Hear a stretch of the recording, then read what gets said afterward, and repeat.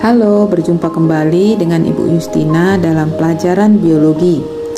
Hari ini kita akan belajar tentang kemosintesis. Nah, apa itu kemosintesis? Kemosintesis adalah anabolisme yang menggunakan energi kimia, bukan energi matahari, untuk mendapatkan energi. Kemosintesis biasanya terjadi pada bakteri. Misalnya bakteri belerang, bakteri nitrifikasi, bakteri besi, bakteri hidrogen, dan bakteri metana.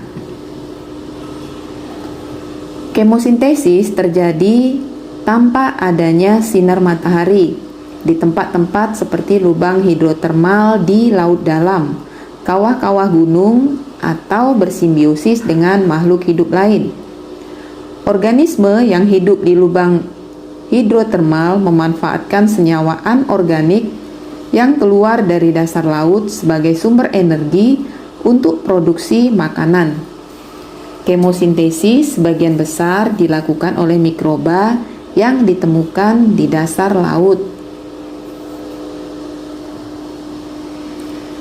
Nah, tanaman dan alga membentuk glukosa dengan sumber energi berasal dari sinar matahari melalui proses fotosintesis.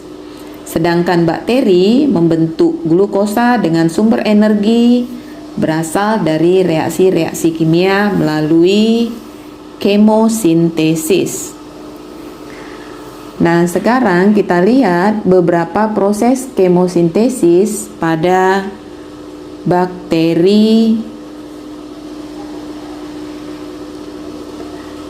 Nah, yang pertama, kemosintesis pada bakteri nitrifikasi.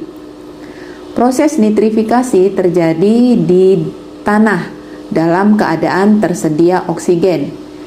Nitrifikasi akan mengubah amonia menjadi nitrit, kemudian diubah menjadi nitrat.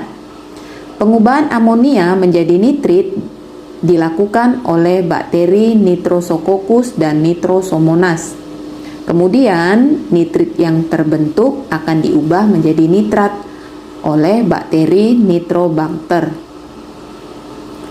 Senyawa nitrat yang telah dihasilkan akan menyuburkan tanah dan diserap oleh tumbuhan sebagai sumber nitrogen.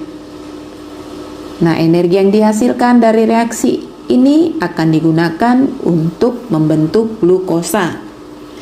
Nah, yang kedua, kemosintesis pada bakteri belerang. Bakteri belerang ditemukan pada sumber air panas atau genangan air yang tidak mengalir. Nah, contohnya bakteri Thiobacillus ferrooxidans yang mampu mengubah hidrogen sulfida menjadi sulfur atau belerang. Nah, energi yang dihasilkan, nah ini nanti akan digunakan untuk membentuk glukosa. Nah, kemudian yang ketiga, kemosintesis pada bakteri besi. Bakteri besi ditemukan pada perairan yang banyak mengandung unsur besi dan biasanya memiliki endapan berwarna kemerahan. Nah, contoh bakteri besi adalah Ferrobacillus ferrooxidans. Nah, bakteri ini akan mengoksidasi ion ferro menjadi ion feri. Nah, kemudian yang keempat, kemosintesis pada bakteri hidrogen. Bakteri ini memperoleh energi dengan mengoksidasi hidrogen dan menggunakan energi tersebut untuk membentuk glukosa.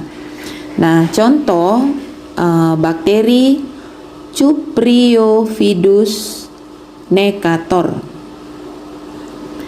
Nah, kemudian yang kelima, kemosintesis pada bakteri metana.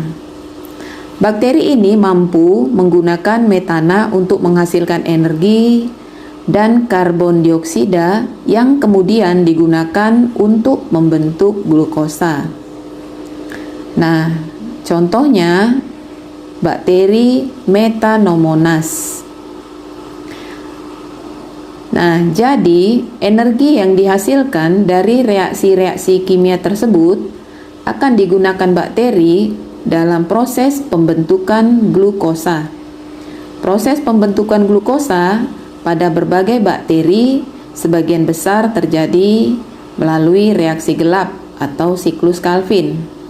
Prosesnya sama dengan yang terjadi pada tumbuhan, hanya berbeda pada organel tempat berlangsungnya reaksi gelap tersebut.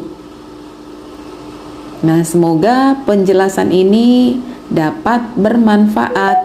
Terima kasih.